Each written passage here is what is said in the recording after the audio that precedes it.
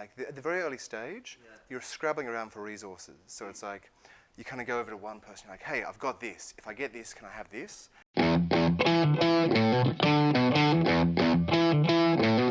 Oliver from Moneycado, thank you so much for coming back into a different studio. Indeed, it's my pleasure. What one do you prefer, this one or the last one? This one's cleaner. The last one. What are you trying to character. say? That's very kind Cleaner of you to looking. say. Yeah, I'm being diplomatic just in case you guys move back. I don't want to get No. the answer wrong. Well, this is only temp, so I must stop calling it the new studio. It's the temp studio. The temp Okay. studio call Yeah. from now on. First one actually on the show in the temp Yeah, studio. It's Yeah. nice. Yeah, Very thank nice. you. It's been we looked up before we started filming. It was near enough a year. Let's just call it a year since you were last on the show. You were super crazy early stage, right? Yes. I think still maybe in a full-time job. He rang us. You rang us from your full-time job. I did. I was pitching to get on your show, and I was like in some corridor in my office going, hey, can I come on the startup show? Brilliant. Before I'd actually gone full time. So This was when you left. You gave up your career as Beauty and the Geek. Yeah, can we bring that up again? yeah. Let's move past that this time. I But, guarantee we've got a cutaway out there. There's no getting away from that ever. Yeah, no, that's going to Yeah, haunt you survive. forever. So again, super early stage a year ago. A year is a hell of a long time in startup land, right? Yeah, So yeah. what has the year been like after the show? Yeah, so like when we last spoke, I had basically just built a prototype.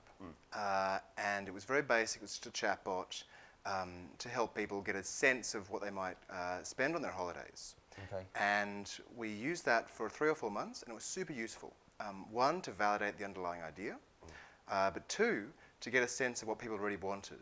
And what we found was that saving for travel was a part of the problem, but actually there was tons more. There was stuff in budgeting, there was stuff in sharing your budget, your savings with your friends, splitting group expenses, getting inspiration for your trip, and so on. And so thereafter, we kind of went back to the drawing boards. We redesigned an app in full, Yeah. and we've spent the last 4 months building that, and that comes out this week. It's not actually easy building an app, though. Sure, it's not, because like I said, we met you nearly a year ago, and the app is coming out this week. Yeah. So what I liken it to is at the very early stage, you're scrabbling around for resources. So it's like, you kind of go over to one person, you're like, hey, I've got this. If I get this, can I have this? And then you go to the next group of people, you say, well, I've got a promise for this. Can I get this? And while you've got like not much but 2 sticks to rub together, the process does take a while. Yeah. And I guess actually to liken it to, say, an exponential curve, what people forget about exponential curves is the cool bit's over here, but actually there's quite a lot of this at the start. Yeah.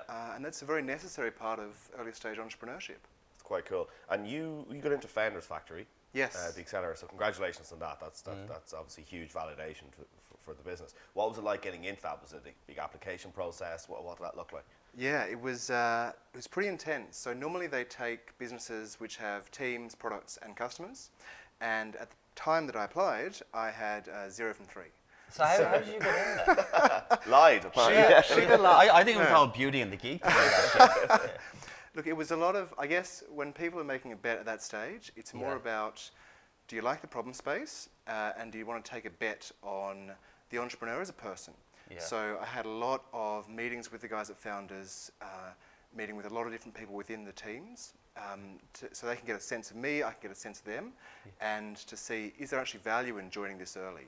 And some of the parts of the accelerator, naturally, are not valuable when you are still building your product. Yeah. But actually I consider it hugely beneficial to have come in that early, because it taught me a lot of things, and the guys there were incredibly knowledgeable about like design, engineering, product.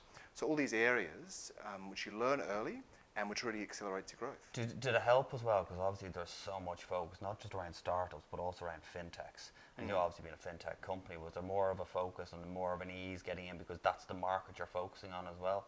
Yeah, well, it's an interesting question, because we were in the travel accelerator, but I've always seen Moneycado as sitting somewhere between travel tech and fintech. Okay. And so the fact that they have both of those kind of industry experiences, industry expertises, is super useful. The likes of the integrations with Skyscanner, was that something that they have open APIs, or was that something the accelerator helped with? Because that's obviously huge. Yeah, big company, massive. Yeah, so actually the connection to Skyscanner came through one of the other portfolio firms at Founders Factory. So I always say now one of the best bits about being in one of those accelerators, it gives you a little bit of a credibility, which you lack in an early stage, a little bit of a network, so you can get those introductions and they go, cool, I've never heard of Moneycado, but like we like the guys at Founders Factory, we've worked with them with a bunch of startups, so we can give these guys a shot. You've raised a little bit of money, I know, from friends and family. You were saying off camera to us that you found it quite difficult to raise money, especially when you've got an app or a B2C company, that it's difficult until you're up and running because you need the kind of feedback and what the public think and all that. It was difficult. Are you planning now, once this is up, or it's launched this week, are you planning now to go for funding in the next while? Look, at the moment we're good. Yeah. Our focus for the next 3 months is purely product. So I'll be focused 100% on, is this meeting the needs? What else can we build next? What kind of metrics are we getting out of this? To be honest, thereafter, for sure. Once we've got a bit of a story together, once we have a couple of metrics where we can say, oh, this behaviour is really promising, or we can drive this insight, or this is what people are asking for. At the moment, we still want to build that story and develop the product further. Yeah, it's quite cool because you showed me the app just before we started filming, and there's probably cutaways coming up on the screen now, but it's easier than I thought it would be. Not that I doubted you for a second, but it's way. This is too difficult. Yeah. But it's so easy because it basically just comes up where do you want to go, when do you want to go, how many people are going, how much you want to save, but it does all that for you. But what I didn't realize was when the figure came up on the screen, I put in going to Monaco in September, and when the figure 641, is that an actual figure? It goes, yeah, it's worked out exactly how much it would cost. It's brilliant. Where are you going? Monaco, September. Nice. It's in the calendar. Yeah. for the week. Yeah.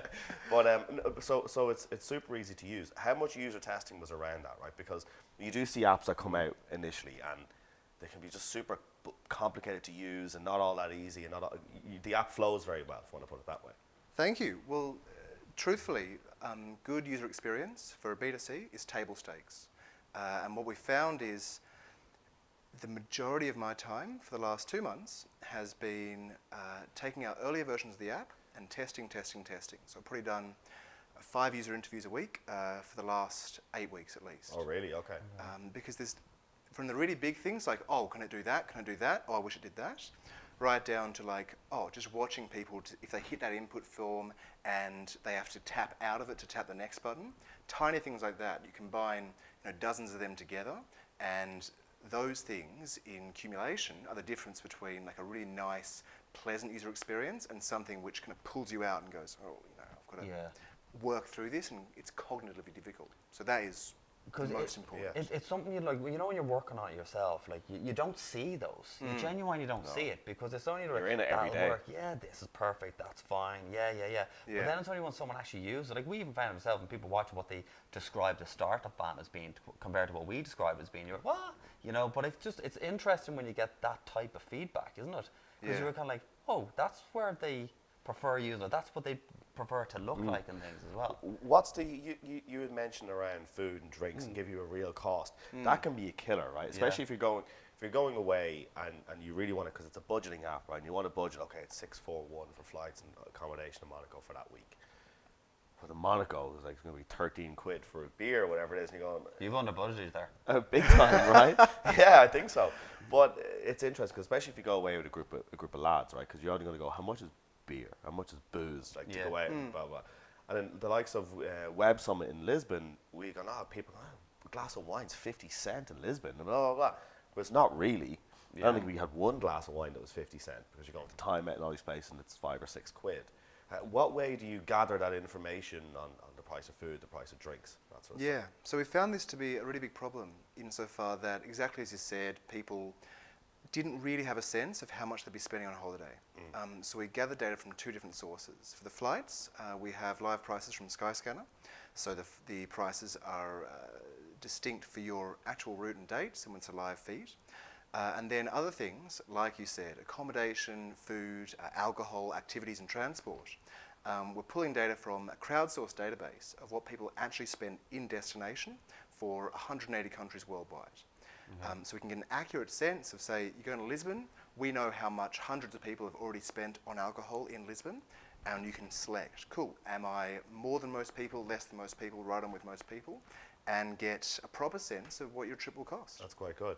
When you say, because obviously you say it sits between fintech and travel tech, it sits right there in that sweet spot.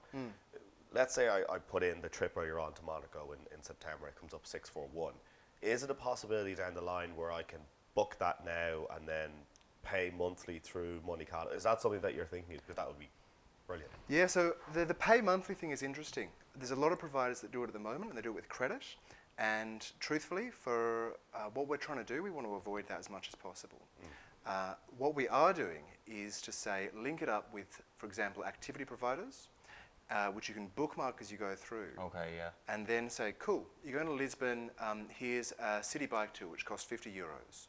You bookmark that, and once you have sufficient balance in your account, get a notification to say, hey, now you can afford your city bike tour in Lisbon, click here to purchase. It's like it's that kind of company that it's never finished. Sure, it's not, because you're constantly collecting data. You know, from people being away, as I said, new companies coming on board that they're able to book through as well. So the next 3 months you're focusing on product, right? Yeah. What's after that? What are you doing after that? So the big vision is this, that we've got our entry point into this was saving for travel. Okay. But what we found is that's the very beginning of the journey. And what we want to do is make an app which takes care of all your financial needs, right from the point that you decide to go on the trip to the point that you get on the plane. So it's stuff, it's saving, it's putting money aside, it's accepting payments from other people, it's budgeting, it's also taking care of group expenses, it's bookmarking stuff, it's itinerary planning. All this stuff, which starts to broaden out into a really big and hopefully exciting application. It's your number one travel app, really. Isn't it? She get paid to say that? Yes, I did. Thank you. Thank you so much. You got your holiday out of It was this. very cheap, it was only 20 quid. You got your holiday out of this. No, Yeah. it's great. And it's interesting about I cannot imagine anything worse than having to organise a trip for, say, 10 people, and you pay for it and then have to go, oh, you owe me 50 quid this week, and you owe me I'll 70 get that to quid. you next week, right? Yeah. I'll get to you over there. Yeah. Actually, And so that's what you get, though, people. So one of the most exciting features which people have been asking about is this idea of group expenses. And traditional solutions are to say, cool, I'm going to pay for that round of drinks and then ask everyone to pay me back. We're going to do it a different way by having an individual component of your budget and a group component. So let's say you're going to Lisbon, 500 to yourself, 100 for the group. And anyone can spend that money on stuff like accommodation, on a round of drinks, on dinners and so on, so that you don't have to get paid back for that stuff. It's already taken care of. That's quite handy. And what way does your revenue model work? Is it getting percentages of partners, or what way does that? Yeah, so the revenue model which we're testing at the start is on an affiliate basis. So let's say you bookmark some activities which you want to do in Lisbon. When you go and pay for them later, we receive a small cut. It doesn't increase the price which you're paying. We receive that from the activity provider. All right. We're doing that for stuff like activities, accommodation, and insurance. Yeah, it's cool. Well, look, I'm going to get planning that trip to Monaco. You're not going. Hasn't been approved. Listen, Ollie, thanks so much for coming in. It's been, as Graham said, nearly a year since we left. So don't leave it that long next time. Absolutely. Yes, and absolutely. we'll post below the link to download the app, and everyone should get on and try it and book holidays.